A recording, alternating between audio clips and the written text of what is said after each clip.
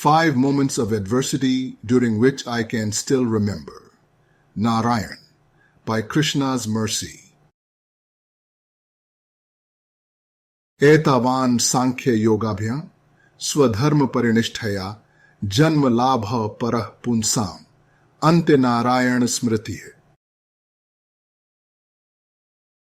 Quote, the highest perfection of human life, achieved either by complete knowledge of matter and spirit, by practice of mystic powers, or by perfect discharge of occupational duty, is to remember the personality of Godhead at the end of life.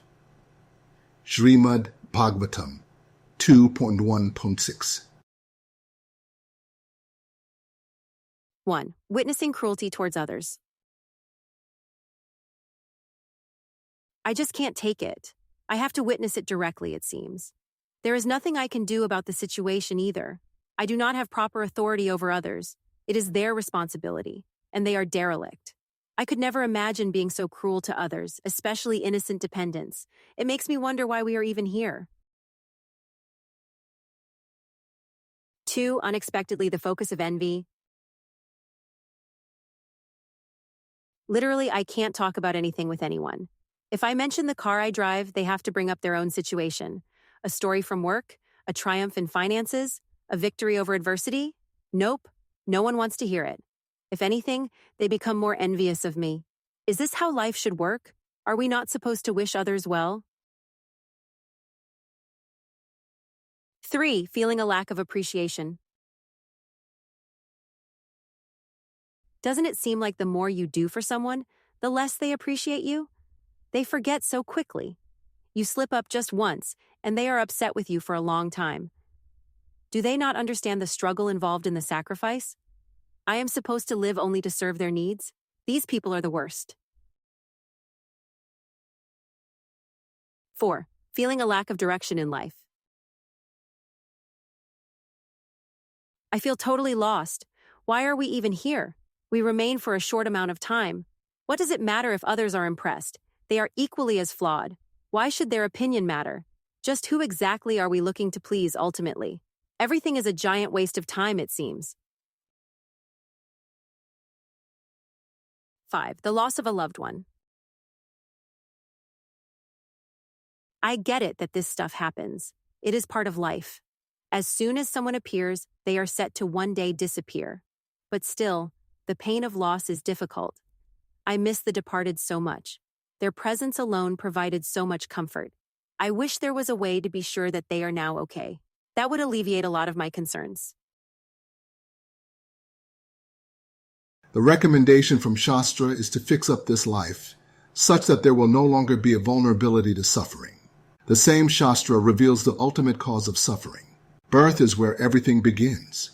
The parents and extended family may rejoice at the arrival of the newborn, but the wise person understands that with every developmental milestone, with every occasion to rejoice, there will be an equal amount of pain, suffering, and hardship. The two sides, pleasure and pain, fluctuate in the manner of the changing seasons.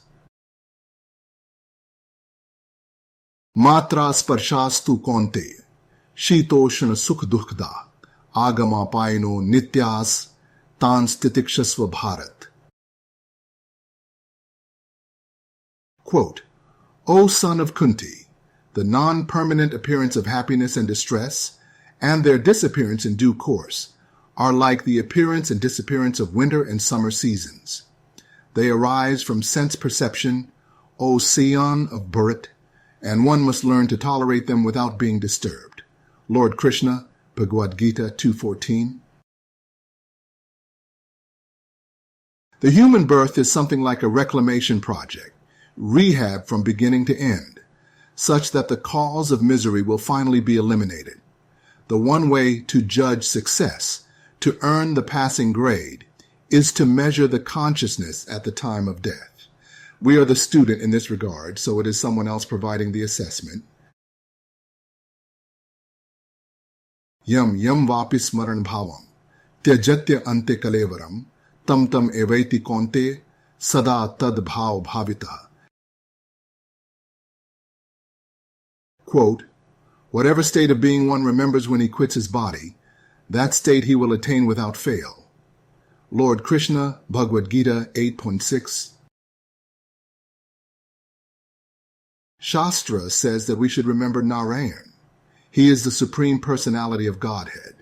We should remember Narayana at the end, no matter from which place we began, to whichever pursuit we assigned highest importance, in whichever direction we chose, for whichever temporary goal we assigned top priority. Everything should culminate in remembrance of Narayana. We see from the above referenced hypothetical situations that even with the best intentions there is so much interference. Goswami Tulsidas appropriately refers to this world as Shokdham. There is only grief, especially if you have made remembering Narayana your ultimate aim in life. The lopsided allegiance towards illusion, Maya, found in this world, will only serve to discourage the otherwise enthusiastic devotee. Tab lagi kusal na jeev kahun sapne hu man bishram, jab lagi bhajat na ram kahun sokdham tajikam. Quote, for as long as there is not devotion to Sri Rama and the release of material desires, which are like an abode of grief, the living being should not expect to find welfare and peace of mind, even in a dream. Dohavali 131. Narayana is everything, and Shastra would not recommend remembering Narayana were it not possible. If we see others behaving cruelly, we can remember the all-forgiving nature of Narayana. He accepted the unexpected kick to the chest from Bhrigu Muni. There was no retribution. There was no anger. If we find ourselves the victim of envy, we can use that situation to avoid applying the same to others.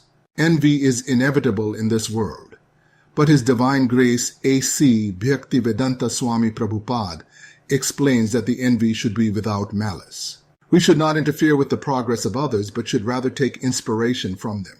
Moreover, God the person is not envious of anyone.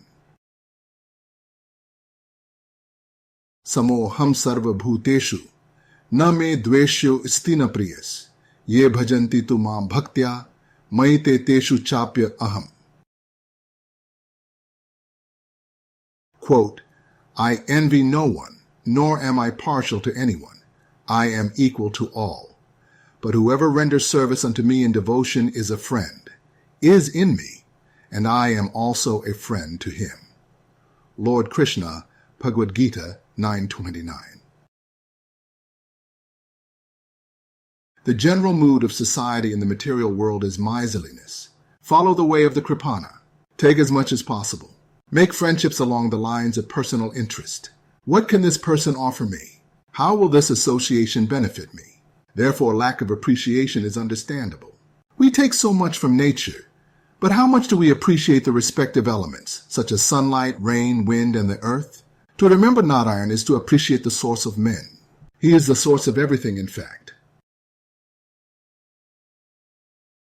Remembering Narayana is the one direction in life. It is the universal corrective measure. I can chant, I can read, I can hear, I can associate with others who are trying to remember Narayana.